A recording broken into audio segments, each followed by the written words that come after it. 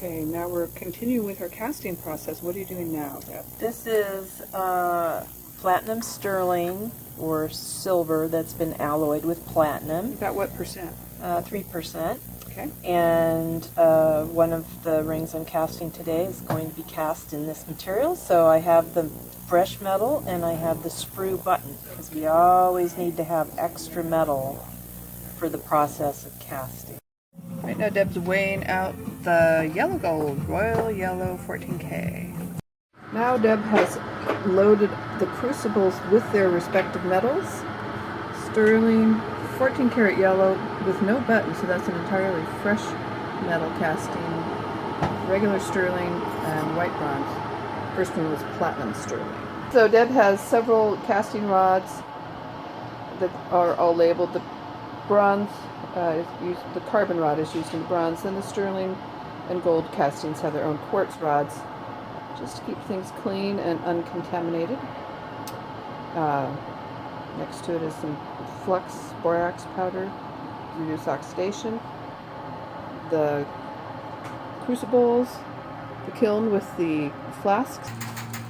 We use something akin to natural gas and oxygen. A big nice rosy bed. There's a nice big rose bed. I'll wind it up 2.5 times.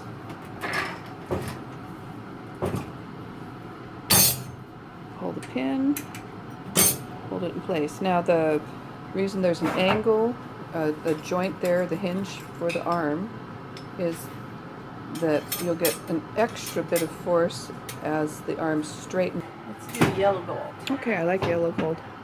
That would be that one.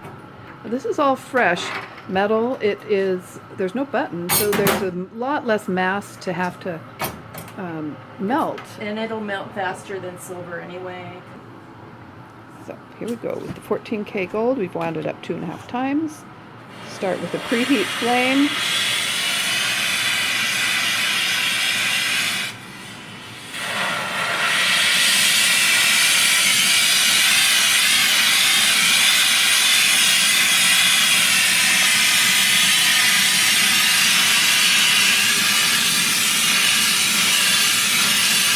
I like to sort of back it up and let it heat up, and then once I know it's all heated up and warmed up, then I go in closer. Now we've changed the flame again to a more of a neutral or reducing flame. Are you using neutral or reducing? It's really quite reducing. When you've got the orange gas in there, that's a reduction flame. If I back it off. That's more of an oxidizing flame. Well, that's an oxidizing. Yeah, there you go. That's a neutral flame. We go neutral to reduction, but that's, you want to give your casting the best shot to have good metal quality without pits or gas bubbles or brittleness or crystallization. I mean, you see all sorts of stuff. Ooh, love it when gold melts.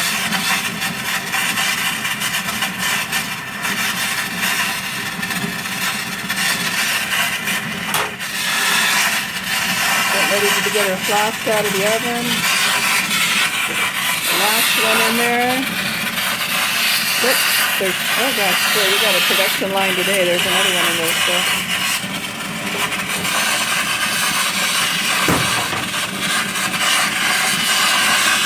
Put that beautiful material. Now she's going to stir it with her rod. I'm going to make sure the little bits are all together and nice and homogeneous. Ready to get on there. Okay. Oh, look at that beautiful little puddle, mercurial looking puddle. Okay, ready? Yeah. Alright. That beautiful mercurial little puddle is forced into our mold. By the way, this is lost wax casting. All of those beautiful waxes we made are all lost forever. Okay. Here we go. We're going to quench the sterling. Yeah. So we'll get to see how our spruing job worked on this guy. This is my ring? This is the big split shank ring that Right. Okay, I'm excited. Wow, looks really good. well, all the parts are there. That's always a good start. I think that was a great judgment call to change the screwing on that.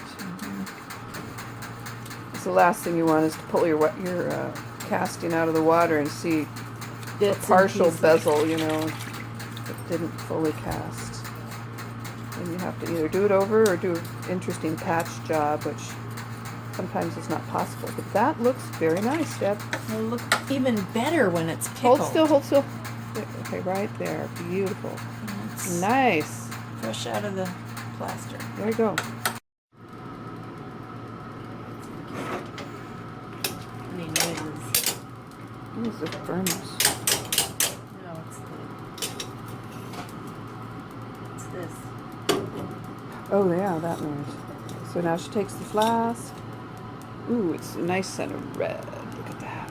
Red. It's the flux making noise. Well, flux is cracking and bubbling. It's bubbling. Yeah. It's literally molten glass at this point. Now you can see the color changing it even as we look at it. It's darkening and cooling. So we'll let that sit for a minute. Stick it over here.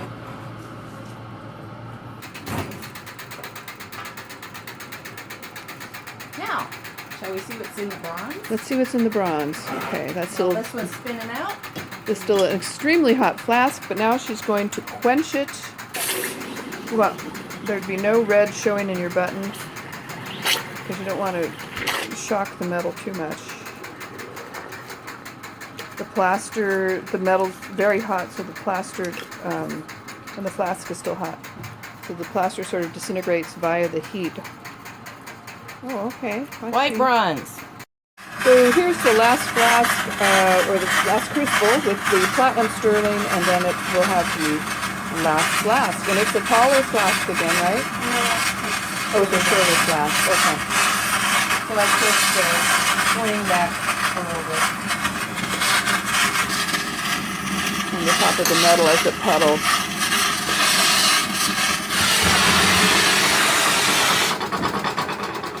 All right, look at that. Okay, what are you going to quench next? The yellow gold. All right, let's, So little button. nice button. Wait, I want to see that button. Hold still. Okay, that looks good. Not much flux. The edge looks nice. Not overheated. You can tell if it's too sharp of an edge. Okay, ready? And then we go. This is a ring for a client. Custom order. Resetting a family diamond. Okay, we are complete. But this looks beautiful. 14 karat royal yellow. This is actually a style I do. So I have it molded. I made the original, I rubber molded it, and now I can reproduce this one. It'll have a nice family diamond in the center in a white gold bezel. And it has this nice texture. You can see the screw button from the side. And there you go. Looking good. Thank you, Deb. Here's the finished pieces. All the castings came out very well. The complete fills. One of them is already being worked on. So we have the gold sterling and platinum sterling. And they're ready for the next process, which is cutting off of the sprue material and going into pre-finishing, finishing, stone setting, and all of the fun stuff that goes into making jewelry. So stay tuned for the next installment.